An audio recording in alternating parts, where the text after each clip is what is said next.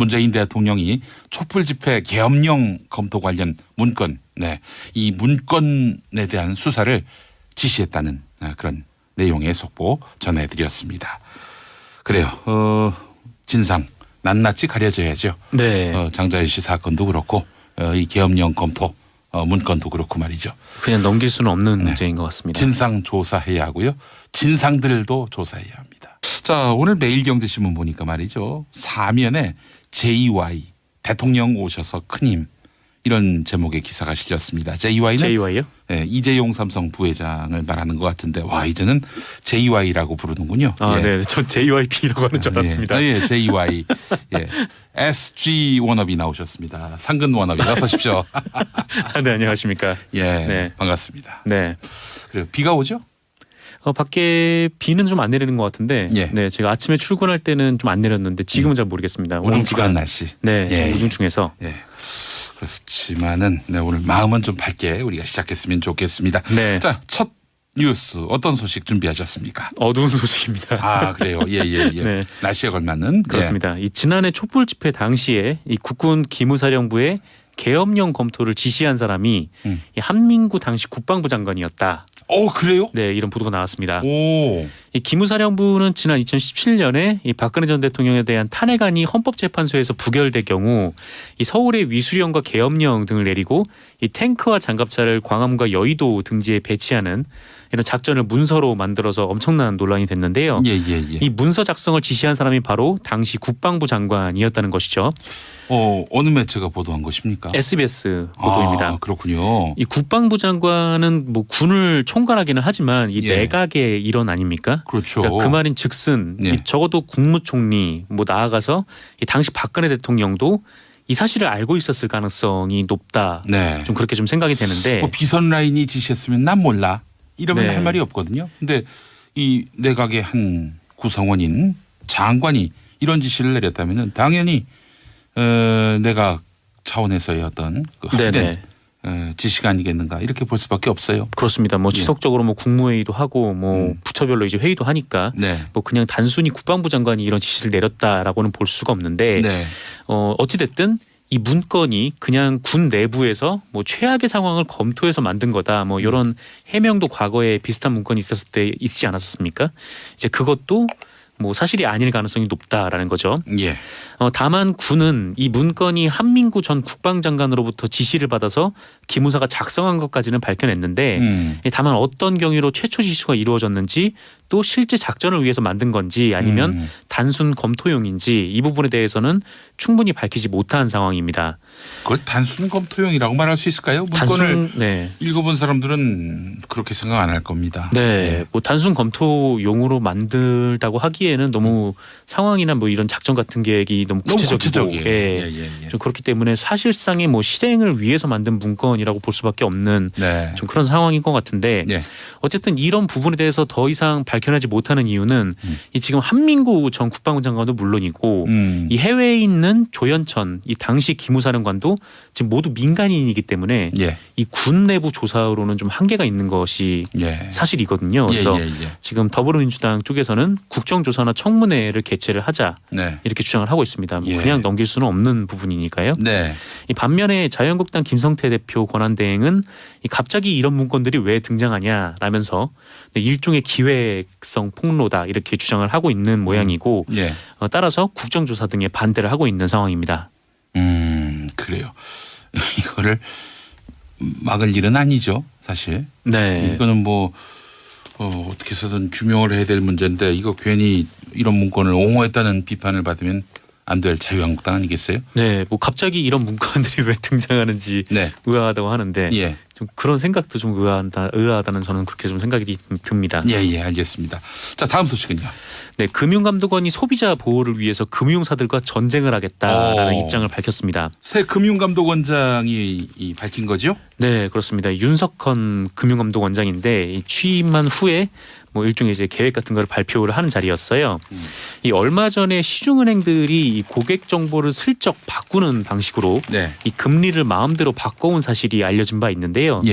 사실 우리 입장에서는 뭐 은행에서 고객님은 이 정도 대출이 되고 금리는 한 이 정도 나옵니다라고 하면은 그냥 믿을 수밖에 없지 않습니까? 어떤 근거에 의해서 준거에 의해서 네. 그런 판단을 했겠거니 네. 믿죠. 예. 그렇죠. 각자 뭐 은행의 기준에 의해서 뭐 그렇게 예. 했겠거니 할 텐데 합리적인 기준에 의해서. 네. 예. 근데 사실은 이게 고객 정보를 좀 바꿔놓거나 아니면 누락하는 방식으로 고객들에게 금리를 더 높게 받아왔다라는 아이고. 사실이 드러난 바가 있죠. 고객들을 갖고 놀았군요. 네, 예. 그래서 많은 분들이 정말 분노를 하셨는데 네. 뭐 은행뿐만 아니라 이 보험사들 같은 경우에도 이 제대로 된 보험 설명 없이 이 보험을 팔아서 이 소비자들에게 피해를 주는 경우들이 왕왕 있거든요. 그래서 예, 예. 이런 문제들이 계속해서 좀 제기가 되고 있는 상황인데 네. 이에 이제 윤석헌 금융감독원장이 금융감독 혁신과제를 발표하는 자리에서 소비자 보호를 위해서라면 금융회사들과의 전쟁이라도 벌이겠다라고 선언을 한 겁니다. 네. 원래 금융감독원이 이런 일을 하는 기구이긴 한데 그렇죠. 네. 예. 그동안 우리가 이런 모습을 보지 못해서 네. 좀 상당히 신선하게 느껴지는 발언인데요. 금융감독원이 금융사의 이익을 대변하는 네. 그런 지경까지 이르렀었죠. 그렇습니다. 예. 원래는 이제 금융계의 검찰로 만들겠다라고 네. 해서 만든 조직인데 예. 네, 뭐 검찰은커녕 뭐 대변인 역할을 해왔다 이런 비판도 있었었죠. 금융계의 친목회였다는 비판도 있었어요. 네, 예. 그렇습니다. 그래서 뭐 이를 위해서 이 금감원은 이 박근혜 정부 때 없어졌던 금융회사에 대한 종합검사도 부활시키기로 했고요. 이 대출금리 논란과 관련해서는 은행에 대한 전수조사에도 나서기로 했습니다. 예. 아울러서 이 금감원의 이런 입장도 또 주목이 되는데 이 삼성 문제에 대해서도 계속 단호한 입장을 유지를 하고 있어요. 예. 이 삼성이 이재용 부회장 경영권 승계를 위해서 이 삼성물산과 제일모직을 합병하는 과정에서 그 이재용 부회장이 그 주식을 갖고 있는 네. 이 제일모직의 가치를 더 크게 부풀리기 위해서 네. 이 제일모직의 자회사격인 삼성바이오로직스에 대한 고의적인 이 분식회계를 했다 이런 의혹이 제기되지 않았습니까? 예. 이에 대해서 금감원이 조사를 한 결과 이거는 고의 분식회계가 맞다라고 결론을 내렸는데 네. 이 반면에 금융위원회 쪽에서는 이거는 고의가 아니라 실수다. 이렇게 좀 입장을 선회하는 그런 분위기였거든요. 예. 그런데 금감원에서 다시 한번 예. 금융위원회의 판단과는 상관없이 예. 이거는 고의 분식회계다. 이렇게 밀고 나가겠다라는 입장을 밝힌 겁니다. 어이고. 그래서 그 부분도 좀 금감원의 역할이 좀 주목이 되고 있는 상황입니다. 윤석헌 원장 칼을 뽑았는데 그 칼로 무엇을 찌를지 한번 지켜봐야 될 것 같습니다. 네. 자, 다음 소식은요. 네, 이른바 조선일보 방 사장의 아들이 고 장자연 씨와 수차례 통화를 한 진술이 나왔다라고 KBS가 보도했습니다. 그래요? 네. 이 고 장자연 씨는 술 접대 강요, 뭐 협박과 폭행 등의 고통을 이기지 못해서 지난 2009년 3월 7일에 스스로 목숨을 끊었는데요. 글쎄 말입니다. 이후에 KBS가 이 고 장자연 씨의 자필 메모를 발견을 해서 네. 단독 보도를 했었죠. 예. 그래서 이 메모를 보면 이 소속사 대표가 뭐 조선일보 방 사장님 아들과 술자리를 만들어서 룸사롱에서 술 접대를 시켰다라는 내용이 있었거든요. 예. 하지만 이 수사기관은 방 씨 일가에 대해서 제대로 조사를 하지 않았다라는 비판이 나오고 있습니다. 네. 이 특히 관련 수사 도중에 이 장자연 씨가 이 방용훈 코리아나 호텔 사장과 식사를 했다라는 증언도 나왔고 방 사장 아들이 아니라 네네. 방 사장 동생. 동생입니다. 예. 그리고 방상훈 조선일보 사장의 둘째 아들인 네. 이 방정호 TV조선 대표이사, 네. 뭐 당시 TV조선 대표이사는 아니었고요. 예. 어쨌든 이 방정호 씨와 TV조선이 그때는 없었죠. 네네 예. 그렇습니다. 술자리를 가졌다라는 증언을 확보를 했음에도 불구하고 제대로 조사하지 않았다는 거죠. 네. 이 방정호 씨는 경찰이 방문 조사를 했었는데 네. 그때 술자리에는 나갔지만 장자연 씨가 누구인지도 몰랐고 당시에 가장 먼저 자리를 떴다라고 진술을 했었습니다. 얼굴을 모른다. 네네. 장자연 씨가 누군지 모른다. 네. 그래서 경찰은 이런 방정호 씨의 주장을 받아들여서 이 내사 종결을 처리했는데요. 그렇게 방문 조사도 해줍니까? 경찰이 원하면 다 그렇게 해주나요? 원한다고 다 그렇게 할 리가 없죠. 네.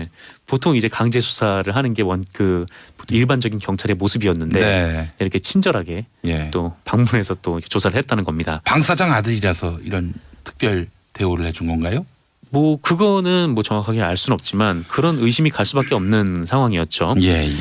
어쨌든 이 장자연 사건이 지금 대검 진상조사단에서 재수사를 이루어지고 있는데 이 대검 진상조사단은 이 장자연 씨와 방정호 씨가 서로 연락을 하는 사이였다.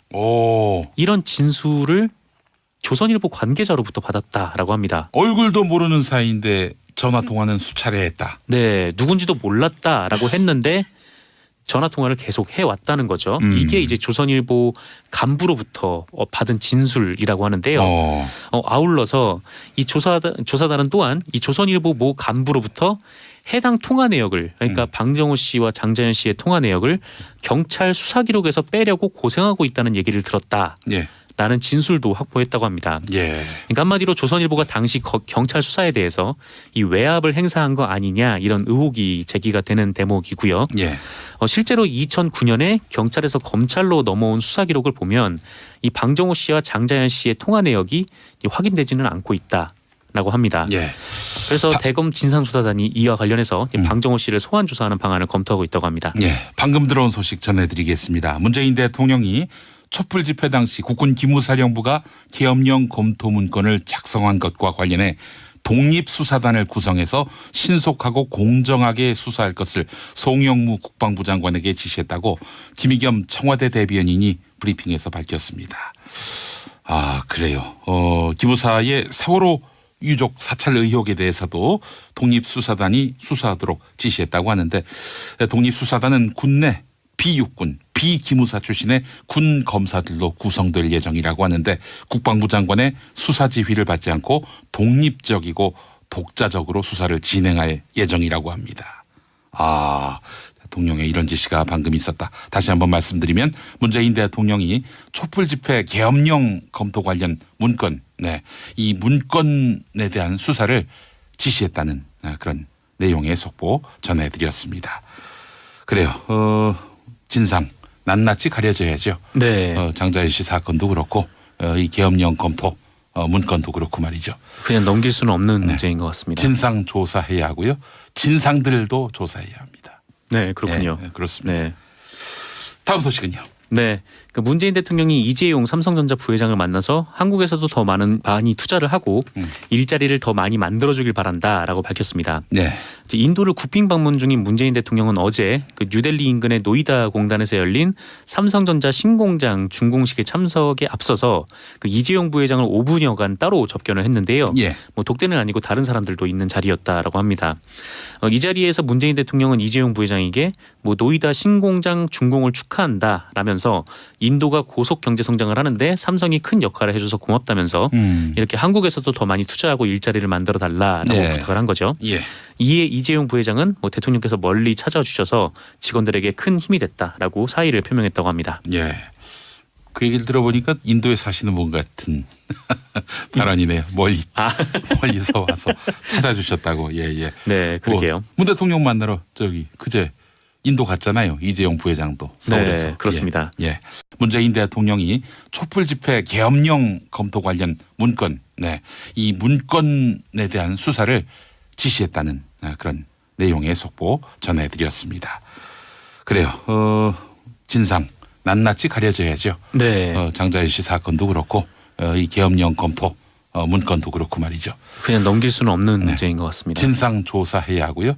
진상들도 조사해야 합니다. 자, 오늘 매일경제신문 보니까 말이죠. 사면에 JY 대통령 오셔서 큰 힘 이런 제목의 기사가 실렸습니다. JY요? 네, 이재용 삼성 부회장을 말하는 것 같은데 와 이제는 JY라고 부르는군요. 아, 네, 전 JYP라고 하는 줄 알았습니다. 예, JY. 예, SG 워너비 나오셨습니다. 상근 워너비 어서 오십시오.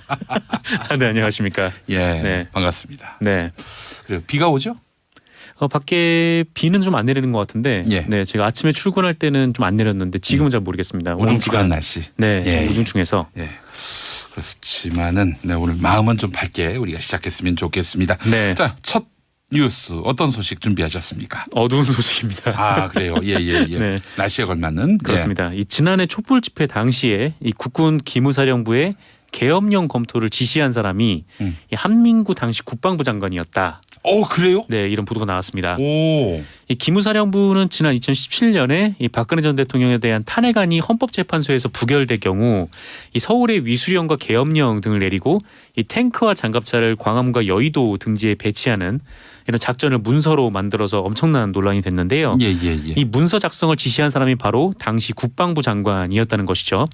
어느 매체가 보도한 것입니까? SBS 보도입니다. 아, 그렇군요. 이 국방부 장관은 뭐 군을 총괄하기는 하지만 이 내각의 일원 아닙니까? 그렇죠. 그러니까 그 말인즉슨 이 적어도 국무총리 뭐 나아가서 이 당시 박근혜 대통령도 이 사실을 알고 있었을 가능성이 높다.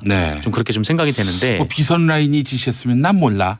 이러면 할 말이 없거든요. 근데 이 내각의 한 구성원인 장관이 이런 지시를 내렸다면은 당연히 내각 차원에서의 어떤 그 합의된 지시가 아니겠는가 이렇게 볼 수밖에 없어요. 그렇습니다. 뭐 지속적으로 뭐 국무회의도 하고 뭐 부처별로 이제 회의도 하니까 뭐 그냥 단순히 국방부 장관이 이런 지시를 내렸다라고는 볼 수가 없는데 어찌 됐든 이 문건이 그냥 군 내부에서 뭐 최악의 상황을 검토해서 만든 거다. 뭐 이런 해명도 과거에 비슷한 문건이 있었을 때 있지 않았었습니까? 이제 그것도 뭐 사실이 아닐 가능성이 높다라는 거죠. 다만 군은 이 문건이 한민구 전 국방장관으로부터 지시를 받아서 기무사가 작성한 것까지는 밝혀냈는데 다만 어떤 경위로 최초 지시가 이루어졌는지 또 실제 작전을 위해서 만든 건지 아니면 단순 검토용인지 이 부분에 대해서는 충분히 밝히지 못한 상황입니다. 그걸 단순 검토용이라고 말할 수 있을까요? 문건을 읽어본 사람들은 그렇게 생각 안 할 겁니다. 뭐 단순 검토용으로 만들다고 하기에는 너무 상황이나 뭐 이런 작전 같은 계획이 너무 구체적이고 좀 그렇기 때문에 사실상의 뭐 실행을 위해서 만든 문건이라고 볼 수밖에 없는 좀 그런 상황인 것 같은데 어쨌든 이런 부분에 대해서 더 이상 밝혀내지 못하는 이유는 이 지금 한민구 전 국방부 장관도 물론이고 이 해외에 있는 조현천 이 당시 기무사령관도 지금 모두 민간인이기 때문에 이 군 내부 조사로는 좀 한계가 있는 것이 사실이거든요. 그래서 지금 더불어민주당 쪽에서는 국정조사나 청문회를 개최를 하자 이렇게 주장을 하고 있습니다. 뭐 그냥 넘길 수는 없는 부분이니까요. 이 반면에 자유한국당 김성태 대표 권한대행은 이 갑자기 이런 문건들이 왜 등장하냐라면서 일종의 기획성 폭로다 이렇게 주장을 하고 있는 모양이고 따라서 국정조사 등에 반대를 하고 있는 상황입니다. 그래요.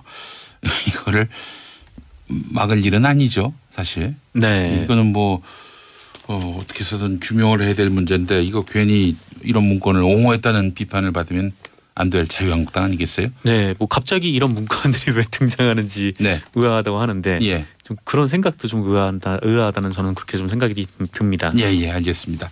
자, 다음 소식은요.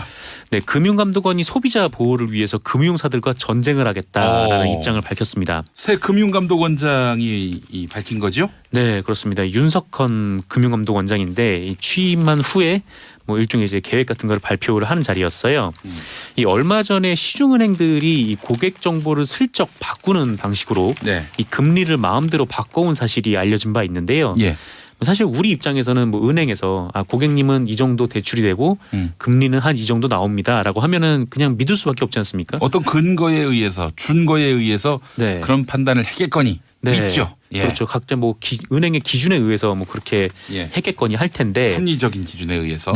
근데 사실은 이게 고객 정보를 좀 바꿔놓거나 아니면 누락하는 방식으로 고객들에게 금리를 더 높게 받아왔다라는 사실이 드러난 바가 있죠. 고객들을 갖고 놀았군요. 그래서 많은 분들이 정말 분노를 하셨는데 뭐 은행뿐만 아니라 이 보험사들 같은 경우에도 이 제대로 된 보험 설명 없이 이 보험을 팔아서 이 소비자들에게 피해를 주는 경우들이 왕왕 있거든요. 그래서 이런 문제들이 계속해서 좀 제기가 되고 있는 상황인데 이에 이제 윤석헌 금융감독원장이 금융감독 혁신과제를 발표하는 자리에서 소비자 보호를 위해서라면 금융회사들과의 전쟁이라도 벌이겠다라고 선언을 한 겁니다. 원래 금융감독원이 이런 일을 하는 기구이긴 한데 그렇죠. 그동안 우리가 이런 모습을 보지 못해서 좀 상당히 신선하게 느껴지는 발언인데요. 금융감독원이 금융사의 이익을 대변하는 그런 지경까지 이르렀었죠. 그렇습니다. 원래는 이제 금융계의 검찰로 만들겠다라고 해서 만든 조직인데 뭐 검찰은커녕 뭐 대변인 역할을 해왔다 이런 비판도 있었었죠. 금융계의 친목회였다는 비판도 있었어요. 그렇습니다. 그래서 뭐 이를 위해서 이 금감원은 이 박근혜 정부 때 없어졌던 금융회사에 대한 종합검사도 부활시키기로 했고요. 이 대출금리 논란과 관련해서는 은행에 대한 저지 않았다는 거죠. 이 방정호 씨는 경찰이 방문 조사를 했었는데 네. 그때 술자리에는 나갔지만 장자연 씨가 누구인지도 몰랐고 당시에 가장 먼저 자리를 떴다라고 진술을 했었습니다. 얼굴을 모른다. 네네. 장자연 씨가 누군지 모른다. 네. 그래서 경찰은 이런 방정호 씨의 주장을 받아들여서 이 내사 종결을 처리했는데요. 그렇게 방문 조사도 해줍니까? 경찰이 원하면 다 그렇게 해주나요? 원한다고 다 그렇게 할 리가 없죠. 네. 보통 이제 강제 수사를 하는 게 일반적인 경찰의 모습이었는데 네. 이렇게 친절하게 예. 또 방문해서 또 조사를 했다는 겁니다. 방 사장 아들이라서 이런 특별 대우를 해준 건가요? 뭐 그거는 뭐 정확하게 알 수는 없지만 그런 의심이 갈 수밖에 없는 상황이었죠. 예. 어쨌든 이 장자연 사건이 지금 대검 진상조사단에서 재수사를 이루어지고 있는데 이 대검 진상조사단은 이 장자연 씨와 방정호 씨가 서로 연락을 하는 사이였다. 이런 진술을 조선일보 관계자로부터 받았다라고 합니다. 얼굴도 모르는 사이인데 전화 통화는 수차례 했다. 네, 누군지도 몰랐다라고 했는데 전화 통화를 계속 해왔다는 거죠. 이게 이제 조선일보 간부로부터 받은 진술이라고 하는데요. 아울러서 이 조사단은 또한 이 조선일보 모 간부로부터 해당 통화 내역을 그러니까 방정호 씨와 장자연 씨의 통화 내역을 경찰 수사 기록에서 빼려고 고생하고 있다는 얘기를 들었다. 예. 라는 진술도 확보했다고 합니다. 예. 그러니까 한마디로 조선일보가 당시 경찰 수사에 대해서 이 외압을 행사한 거 아니냐 이런 의혹이 제기가 되는 대목이고요. 예. 실제로 2009년에 경찰에서 검찰로 넘어온 수사 기록을 보면 이 방정호 씨와 장자연 씨의 통화 내역이 확인되지는 않고 있다라고 합니다. 예. 그래서 대검 진상조사단이 이와 관련해서 방정호 씨를 소환 조사하는 방안을 검토하고 있다고 합니다. 예. 방금 들어온 소식 전해드리겠습니다. 문재인 대통령이 촛불 집회 당시 국군 기무사령부가 계엄령 검토 문건을 작성한 것과 관련해 독립수사단을 구성해서 신속하고 공정하게 수사할 것을 전수조사에도 나서기로 했습니다. 예. 아울러서 이 금감원의 이런 입장도 또 주목이 되는데 이 삼성 문제에 대해서도 계속 단호한 입장을 유지를 하고 있어요. 예. 이 삼성이 이재용 부회장 경영권 승계를 위해서 이 삼성물산과 제일모직을 합병하는 과정에서 그 이재용 부회장이 그 주식을 갖고 있는 네. 이 제일모직의 가치를 더 크게 부풀리기 위해서 네. 이 제일모직의 자회사격인 삼성바이오로직스에 대한 고의적인 이 분식회계를 했다 이런 의혹이 제기되지 않았습니까? 예. 이에 대해서 금감원이 조사를 한 결과 이거는 고의 분식회계가 맞다라고 결론을 내렸는데 네. 이 반면에 금융위원회 쪽에서는 이거는 고의가 아니라 실수다. 이렇게 좀 입장을 선회하는 그런 분위기였거든요. 예. 그런데 금감원에서 다시 한번 금융위원회의 판단과는 상관없이 이거는 고의 분식회계다. 이렇게 밀고 나가겠다라는 입장을 밝힌 겁니다. 어이고. 그래서 그 부분도 좀 금감원의 역할이 좀 주목이 되고 있는 상황입니다. 윤석헌 원장 칼을 뽑았는데 그 칼로 무엇을 찌를지 한번 지켜봐야 될 것 같습니다. 네. 자, 다음 소식은요. 네, 이른바 조선일보 방 사장의 아들이 고 장자연 씨와 수차례 통화를 한 진술이 나왔다라고 KBS가 보도했습니다. 그래요? 네. 이 고 장자연 씨는 술 접대 강요, 협박과 폭행 등의 고통을 이기지 못해서 지난 2009년 3월 7일에 스스로 목숨을 끊었는데요. 글쎄 말입니다. 이후에 KBS가 이 고 장자연 씨의 자필 메모를 발견을 해서 단독 보도를 했었죠. 예. 그래서 이 메모를 보면 이 소속사 대표가 조선일보 방 사장님 아들과 술자리를 만들어서 룸사롱에서 술 접대를 시켰다라는 내용이 있었거든요. 예. 하지만 이 수사기관은 방 씨 일가에 대해서 제대로 조사를 하지 않았다라는 비판이 나오고 있습니다. 네. 이 특히 관련 수사 도중에 이 장자연 씨가 이 방용훈 코리아나 호텔 사장과 식사를 했다라는 증언도 나왔고 방 사장 아들이 아니라 방 사장 동생입니다. 예. 그리고 방상훈 조선일보 사장의 둘째 아들인 이 방정호 TV조선 대표이사 당시 TV조선 대표이사는 아니었고요. 어쨌든 이 방정호 씨와 TV조선이 그때는 없었죠. 네네 그렇습니다. 술자리를 가졌다라는 증언을 확보를 했음에도 불구하고 제대로 조사